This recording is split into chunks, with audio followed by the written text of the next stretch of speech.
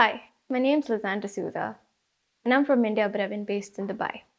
So, the current situation right now is globally, we are facing a pandemic. The people have been asked to stay at home, and restaurants, shops, everything is closed. And unfortunately, stray animals, cats, dogs, they rely heavily on people for food. So they go to, the dumpsters of restaurants and all these garbage bins, and even people that put food for them on the street. So because everything has been closed and everything is locked down, these poor animals suffer. But with being in Dubai and all the restrictions that's been implemented, I still try to do what I can. So I go daily and feed stray cats around my area. So it's just going down my building, placing cat food in certain corners, and coming straight back up because I can't even be out.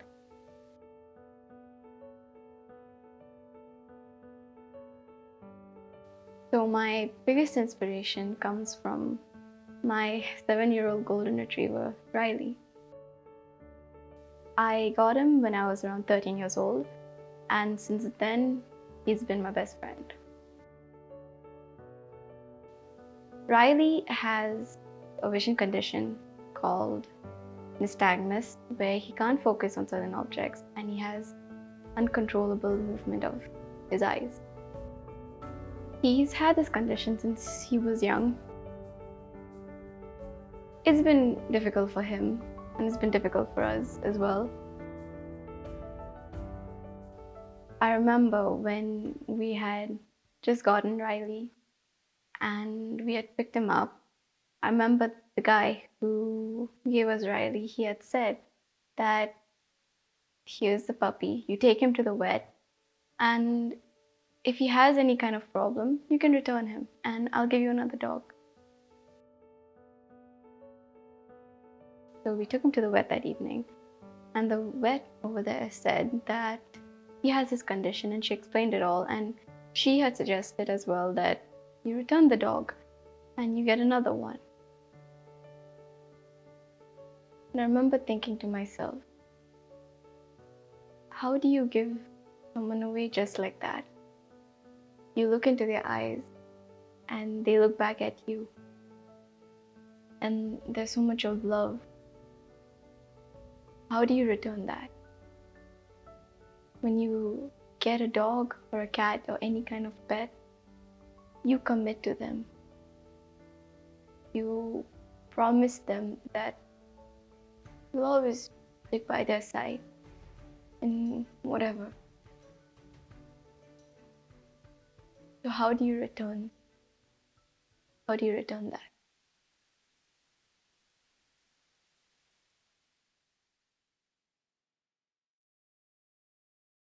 But there are millions of animals that are not as fortunate as Riley,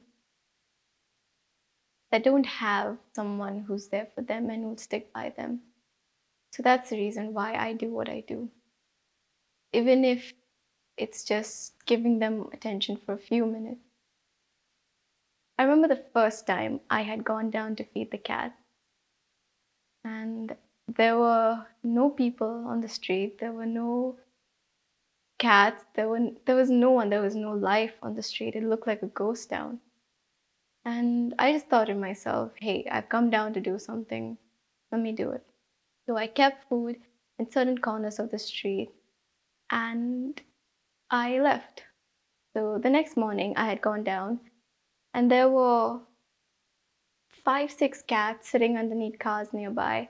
And as soon as they saw me, they approached me. And that's one feeling you can never exchange for anything in the world. When someone looks at you and they count on you and they look at you as a form of refuge. So I was very hopeful that I wasn't the only one who was doing this. And I knew I wasn't the only one. So I decided to go online and do a little research. So I came across an Instagram account of a very small and up and coming foundation that was based in India. It was called SJP Foundation. And they shared dozens of posts of very average people in India that were feeding dogs on the street during the whole lockdown. And these people were not feeding one or two cats, they were feeding dozens of them. My name is Radhika Chauhan. I am 20 years old. Hello, myself Sarah Shetty from Thane, 21 years old. My name is Yitzhak, and basically I'm from Thane. I feed 55 to 60 dogs every day. With my mom and my dad, we feed 700 to 800 strays a day. We don't have any goal nor we are a part of NGO, but still our team is trying to feed more and more animals. So it was so beautiful to see the solidarity in people in the time of crisis and how people came together for something for greater good. There's a famous saying that goes, a hero is any person really intent on making this a better place for everyone. I believe we can all be heroes. We all have that in us.